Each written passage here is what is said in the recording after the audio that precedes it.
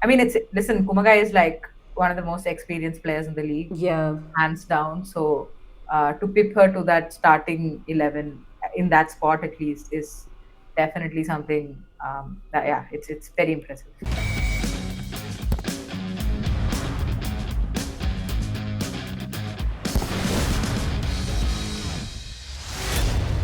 Hello and welcome. You're watching All About the W, your weekly deep dive into the WSL stats, stories, and standard performances. Let's break it all down. I'm Ash, and as always, I'm joined by Kai. This is all about them battles, where we battle over the best underrated players in the WSL. Today's episode is Battle of the Centre Backs. If you are new to the channel, consider subscribing. If you're a regular, don't forget to hit that like button and comment below. Okay, Kai, who do you have for me today in our center back battle?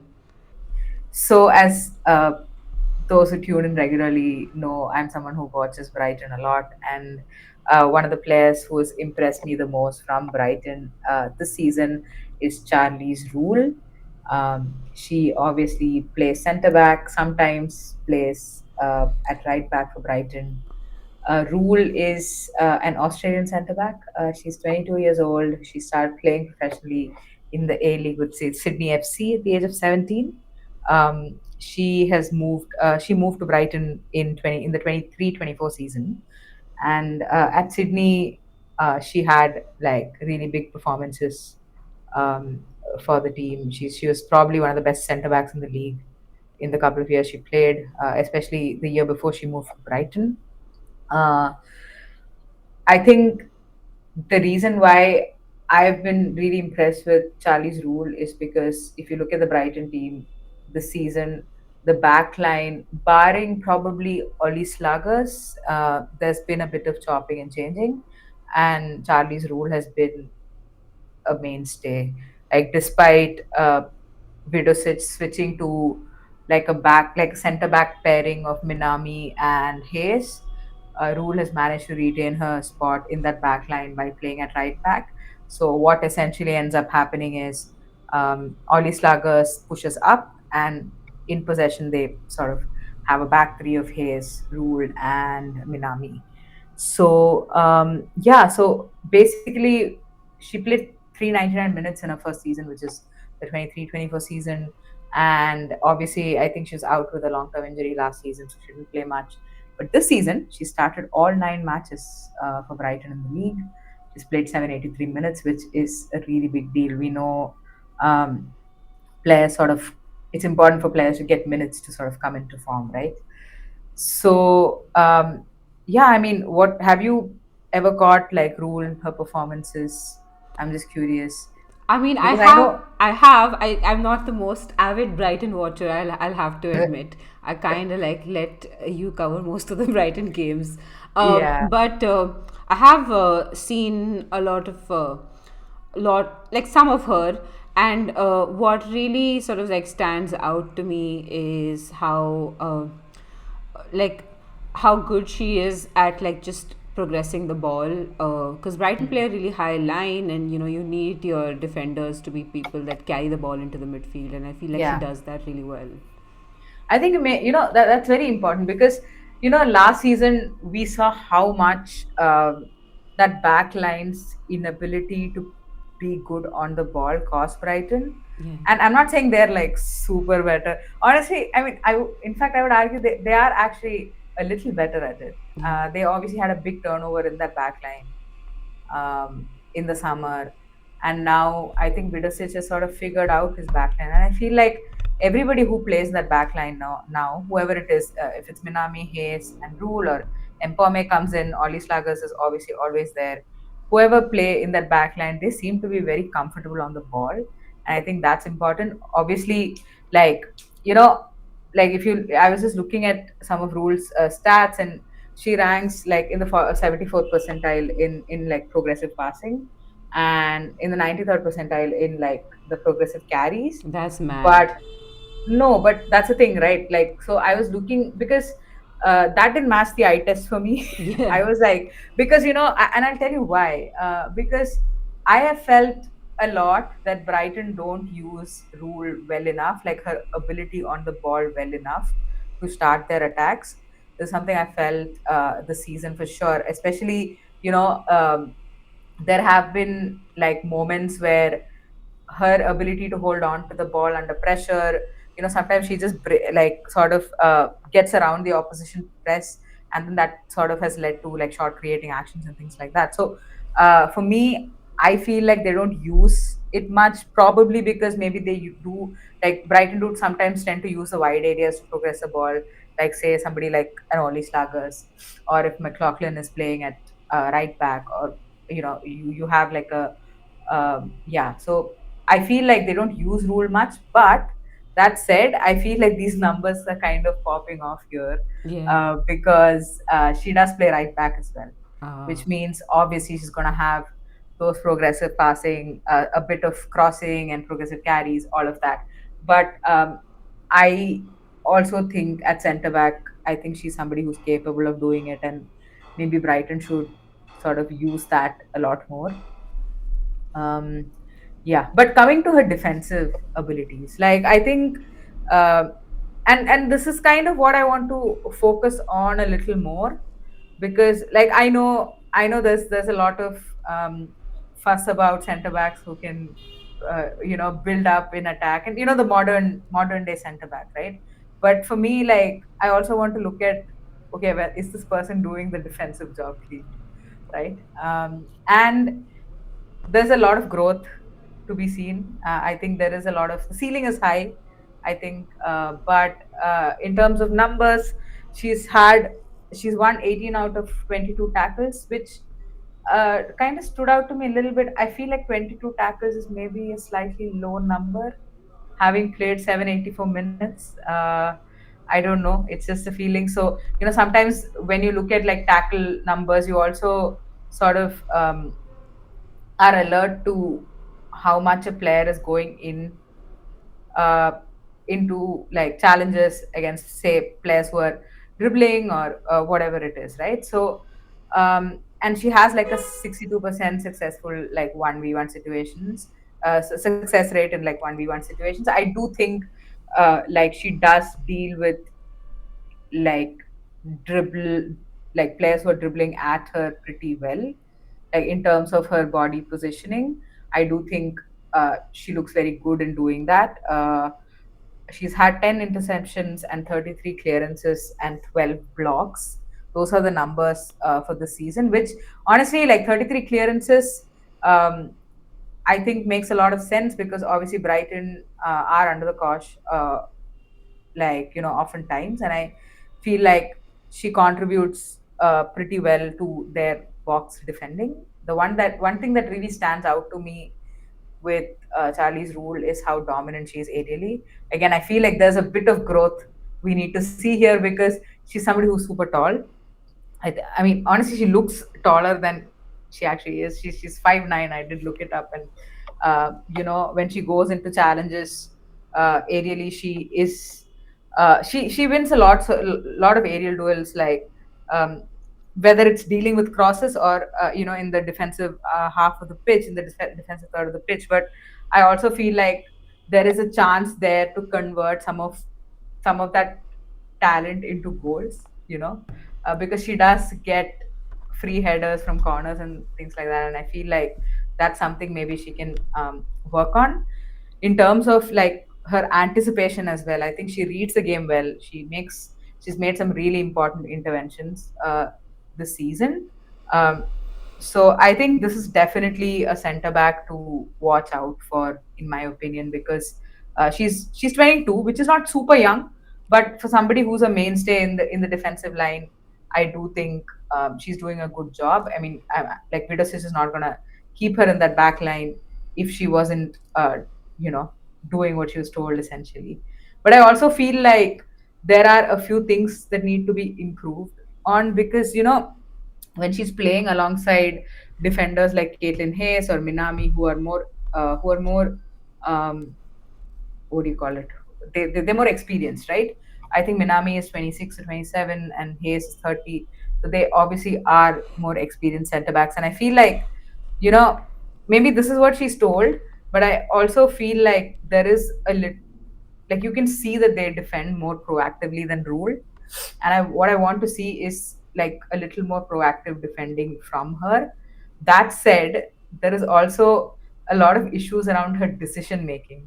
Now, if you focus on um, like some like things that come to mind are how she like deals with cutbacks and things like that. She's just very unstable. It almost like you can see her indecision in her body language. So in terms of like one thing that I vividly remember is I think it was against Manchester United. Jess Park was driving forward to the ball, and she very unnecessarily jumped into like put in a challenge, which I thought was very unnecessary because you know um, like sometimes as a defender all you need to do is sort of wait and let the attacker make the move, because Yeah. or show them to their weaker foot or whatever it is that you need to do, right? uh, in this case, like what Rule does is she jumps into a challenge against Park, which then I can't remember if it ended up as a goal, but it was one of those occasions where you see as a defender all you need to do is to ensure that you are just sort of delaying that attack, uh, forcing, maybe even forcing like Park to make like an alternative pass. This basically, she just like took the ball around her. I know like Jess Park is an elite player, and her like she has very quick feet as well. But in this particular case, I felt like maybe a bit of better decision making would have been good. Yeah, but I think with decision making, I think she's 23 now. I do feel like centre backs also get better with time when they're reading the game. So sometimes these things just like improve as you learn to be better. Hmm.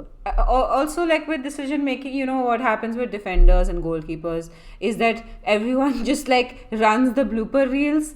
Oh yeah. All of the work that you do where you made the right decision is not noticed because since you made the right decision, the ball went away to the other player Yeah. and nothing happened and it wasn't noteworthy. Yeah, absolutely. No, I completely agree with you. I think like obviously when defenders or goalkeepers make errors, it's definitely more glaring. Yeah, uh, with Rule, the only thing I feel is that it's just those couple of things that you do as a defender, right? Like when do you step in, yeah, when do you sort of back off, when do you delay, when do you try and sort of delay the attack. I think if she gets those things spot on, yeah, or even like improves on it like even 40-50% from where she is right now, I think yeah, I think she and I do believe under like a coach like Vidasic, I do think she can hit those high levels. And yeah, obviously, I think a good thing for Rule is that she's finally made her way back to the Australian squad, yeah, because Charlie Grant, I think, got injured, and so Rule got a call up, which I think is definitely um, a good sign for her, given the Asia Cup is coming up. yeah, She's been performing consistently in the WSL as well. So yeah. if she keeps going, then possibly could play in a major tournament with Australia. Yeah, and watch our coverage of the Asia Cup because we are going to Mm. cover it, and Yeah, that's going to be awesome. I'm yeah. excited. Okay, for my player, unless you have more to add about Rule, I Mm-mm. have chosen Wassa Sangare. And I realize this is a controversial choice because there are much more experienced defenders that are still underrated that we could talk about. But I decided on Sangare because she got her first call up for France in the Nations League. But I was really disappointed that she didn't get any playing time. I mean, like Basha was playing centre back against Germany, and like Sangare didn't get a look in. So I thought the time has come to develop some hype around this player, so she gets an Right. opportunity. I mean, to be fair, the French team has a lot of like decent defenders. So Mm. for a 19-year-old to get a look in would be difficult. Uh, Right. Sangare is, like I said, a French footballer who is a product of possibly one of the best academies for women's football, which is Lyon. She is currently 19 years old and was part of the French team that won the European Women's Under 17 Championship in 2023, which is basically the Under 17 Euros. Uh, Currently contracted with Lyon until 2026. She's at London City following a brief half season loan spell at French team Le Havre. Please, I apologize if I butchered that pronunciation. So what I like about Sangare is she represents a new generation of centre backs. You know, there's been this generally accepted notion in coaching as well as amongst fans that if a defender is quick, you when they're when you're young and just like a kid and you're growing up, if you're quick as a defender, they make you a fullback, and if you're slower but read the game really well, they make you, you become a center back. But like there's this whole new generation of center backs that's challenging this notion. There's Katie Reid at Arsenal, there's Toko Koga at Spurs, Moiko Minami at Brighton, and also Sangare at LCL. And these are all players who read the game really well, but are also quick in recovery as well as being comfortable on the ball. And I think that what's changed is our backlines have gotten higher and higher, like it's almost suicidal higher. Like the loss of the ball, even at the other end of the pitch, meant a quicker turnaround for defenders to get back and into shape. So you need your centre backs to be pacey, especially the way Yeah. LCL plays, on the counter. And if the and especially if the ball is supplied from the wings into the centre back, into the centre, because the fullback is checking the run of whoever is crossing the ball in, and so you need your centre backs to already be back and in position to defend against the runner who's coming in centrally. Hmm. So yeah, so higher positions down the pitch for centre backs also mean that they're often in a position to be either the assisting ball or the ball before the ball. And so you have to be comfortable with the ball at your feet and comfortable with taking a shot every so often. And that's Yeah. exactly the kind of player Sangare is. So in the almost half season that she's played for LCL, she has 2 assists and expected assists XA stat of 0.88, and she has a nearly 90% pass accuracy and has only been dispossessed once since the start of the season. Uh, Oh, com- I think I remember that one. yeah, compared Was it to against Chelsea? yeah, I think so. Compared to all other defenders in the league, she's won more aerial duels than 76% of her defending counterparts, which like that 76 percentile doesn't sound that great until you compare Mm. and like think about the fact that she's 19 years old, and Yeah. being compared to much older experienced defenders is pretty good on a conventional stat for defenders, which is aerial duels. Yeah. And she has 48 recoveries in total since the season began and has won 69% of all her duels. Uh, these stats are also only going to improve as she gets used to the league, because both her and LCL started out in the league new with a Yeah. really tough set of fixtures. And like with the upcoming fixtures for LCL being Brighton, Leicester, and Liverpool, all winnable, I think, on a good day. I reckon we should like definitely keep an eye out for Sangare. Yeah. In and like I also think her decision making isn't too bad. She's had 2 yellows, uh, which is for a defender is not too high, and no reds, 2 yellows. I do think sometimes like she's not as press resistant as she could be. Like I know it from one dispossession, it doesn't sound like there's a problem there, but there have been some passes into the midfield that could be a better placed. Like she'll make the decision of passing it to a player who's being pressed, and Yeah. maybe not the most sound decisions, but and definitely I think that she is comfortable on the ball, but she can improve there as well, Yeah. with the ball at her feet. But whatever these things I feel like definitely can be improved at 19, and whatever she lacks she makes up with in terms of speed and versatility.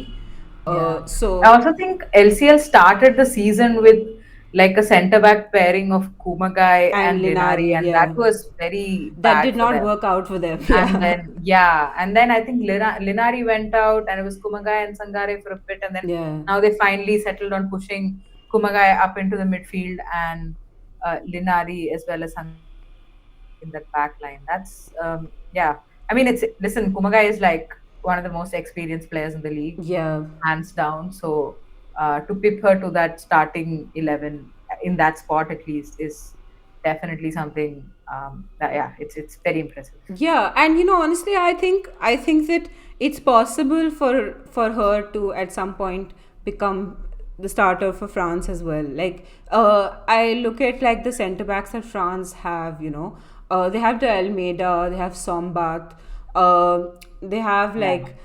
they have a lot of like people who play there on a rotating basis, like fullbacks like Basha, for example, played against Germany. Yeah, I Uh, think they've kind of settled on. I don't know. I could be wrong, but I feel like they've, at least in the Euros, if I remember correctly, like Lacra is obviously a mainstay. yeah.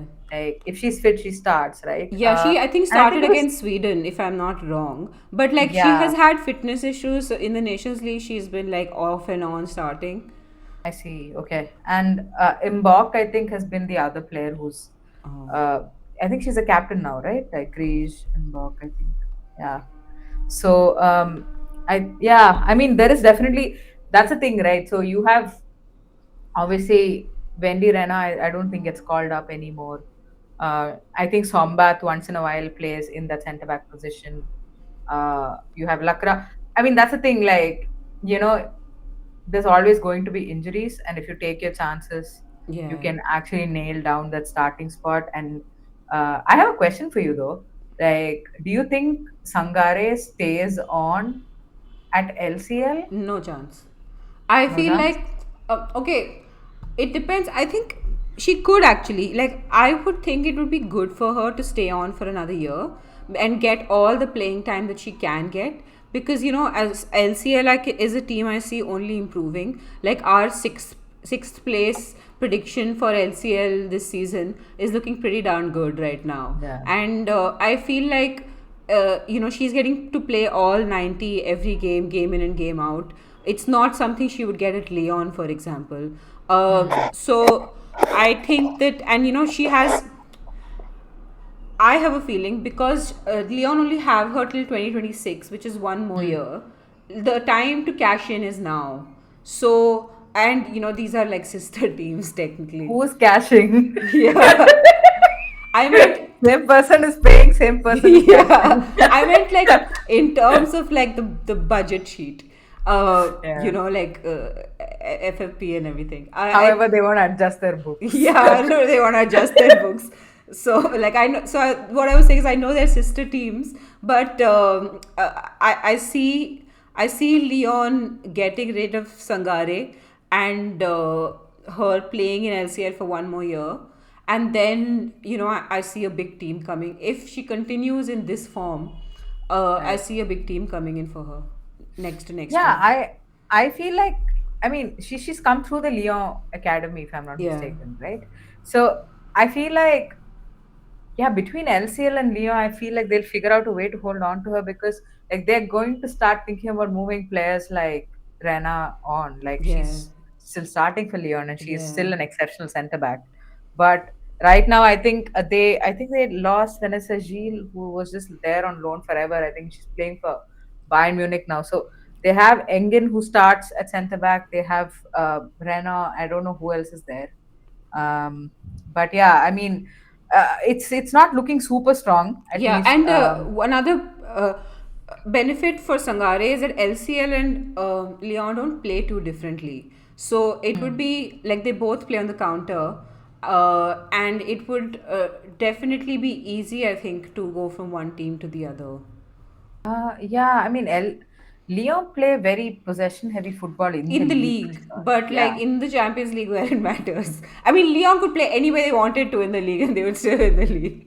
yeah, that's true. That's true. No, I'm also thinking, like, even in, like, even, yeah, maybe tactically, say against Arsenal, they did play without the ball in the Champions League semi-final for sure. But yeah, I mean, I get where you're coming from. I feel like, considering she is a centre back who's pretty comfortable on the ball, and uh, there is a dearth of talent there. I would say, at least looking at the Lyon squad, I feel that way. So maybe maybe she's where she's headed. Yeah, But it's a little too early to say because Leon just have such a like every centre back in the world wants to play for Leon. I'm sure. True. So True, yeah. it's a hard sell, but we will see. Hmm. All right. Okay. So Kai, battle of the centre backs. Let's do this. Charlie's Rule versus Wassa Sangare. I Your mean, I'm gonna say Rule. yeah But I do think Sangare has a higher ceiling, though. yeah Having seen her play, something that does bother me a little bit about Rule is just, something about her body language that bothers me. yeah Just maybe not, something that you always want your defenders to sort of exude a little bit yeah is just calmness. And I don't see that from Charlie's yeah Rule. I do see that from Sangare, though. yeah Like having a cool head is very, very important. So, yeah, I do feel like Sangare probably has like a higher ceiling, but yeah. in terms of right now, maybe Rule slightly ahead. Yeah, I agree. I think Sangare, it hasn't been tested enough. Like it's only been like half a season here, and then I think 9 games at Le Havre, and she didn't play start all of them. Like so, Yeah. there is definitely time to like become better and sediment yourself into that team. But Yeah. I think right now Rule gets the benefit. I do Hmm. think though that Rule is the kind of player who'll stay like upper mid tier teams. I Yeah. feel like Sangare definitely, like you said, has a higher ceiling. I see her playing Yeah. at the highest level. I think the thing with Rule is like, for me, for any centre back to be elite, they need to be a leader in the back line. Yeah, And that's like the transition. Like right now, she's playing alongside really experienced centre backs. yeah, What I want to see her do is become that leader yeah, wherever she's playing at. And I think that shows your commitment to, like, like communicating with the rest of the team and sort of holding things together in that back line. So for me, that's like the next step that she probably needs to take. And yeah, I mean, Okay, uh, so we have decided battle of the centre backs. Charlie's Rule wins. Ding ding ding. Um, uh, okay, we will see you in 2 days with our predictions episode. The WSL starts again at in the weekend, so make sure you catch that. Don't forget to like, subscribe, comment, do all those wonderful things, and tell us who you think won this battle. Bye bye for now.